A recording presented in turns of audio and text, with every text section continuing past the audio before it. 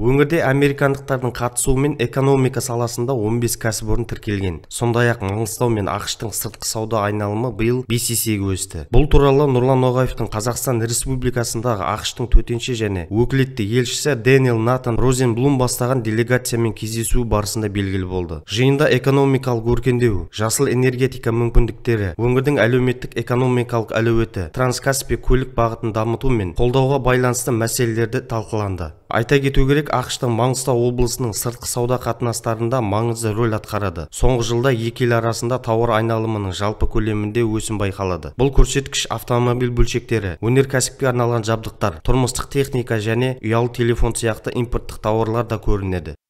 Қайырлы күн, мәртебелі елші мырза, Маңғыстауға қош келдіңіз.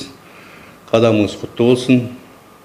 Маңғыстауға келгендегі жоспарлаған іс-шараларыңыздың барлығы ойдағыдай өтуге тілекшімін. Осы мүмкіншілікті пайдалана отырып, құрметті елші мырза, өз тараптарыңыздан да жоспарлаған келетін инвесторлар болатын болса, немесе қандай да іс-шараларыңыз бірге атқаратын болса, біз сізді шақырамыз. Өзара ынтымақтастық жағдайында, өзара тиімді шарттарда қызмет атқаруға біз дайынбыз. Осыны сіздің қаперіңізге беремін.